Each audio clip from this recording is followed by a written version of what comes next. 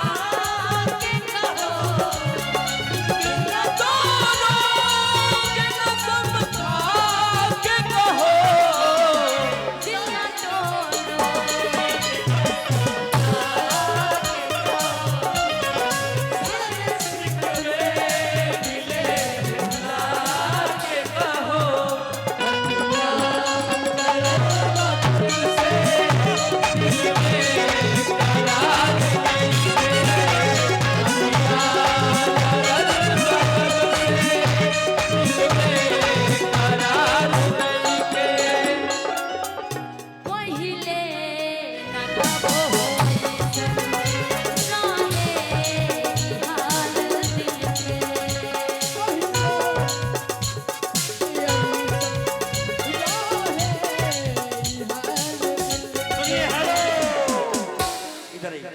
पहले जब ये शादी से पहले बहुत अच्छे थे, अब अच्छे नहीं है ना जी। कि पहले ऐसा रहे दिल के कि कुछ बुझात नहीं थे हमरा कि का हो गइल बा मिल के, कि कुछ बुझात नहीं थे हमरा कि का हो गइल बा मिल के।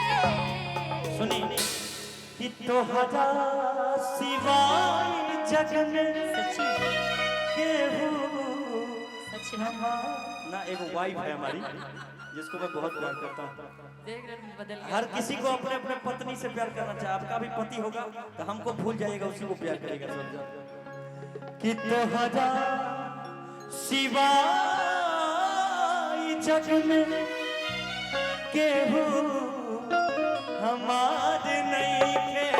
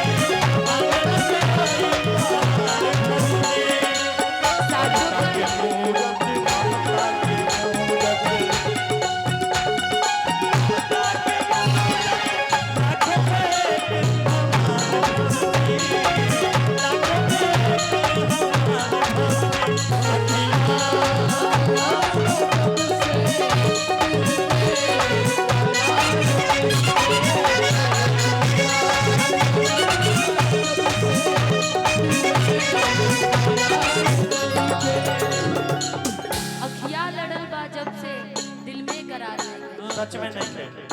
सोचत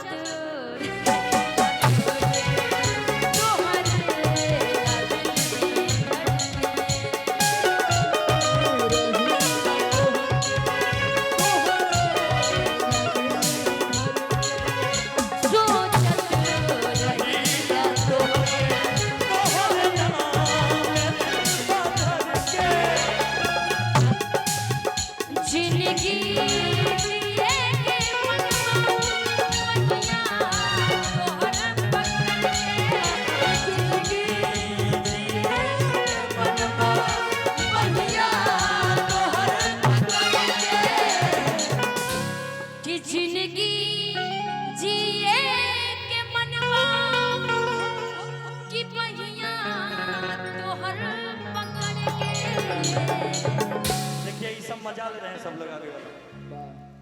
हाँ जी, मजा ले रहे हैं। आप लोग मजा लीजिए, नहीं तो दूसरा कोई मजा लेके निकल जाएगा, इसलिए आप लोग भी मजा लीजिए।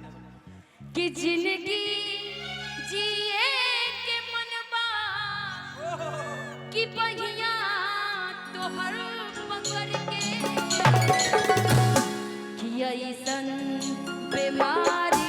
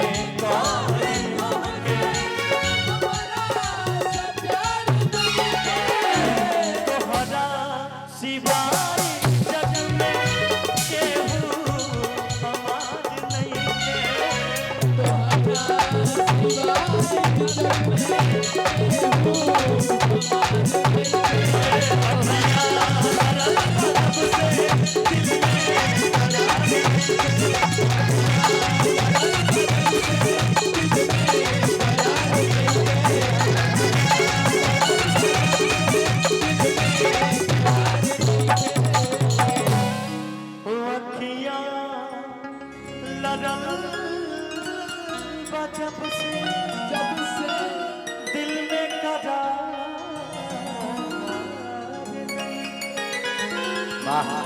एक जोरदार तालियां होनी चाहिए शिवेश जी और निशा जी के नाम।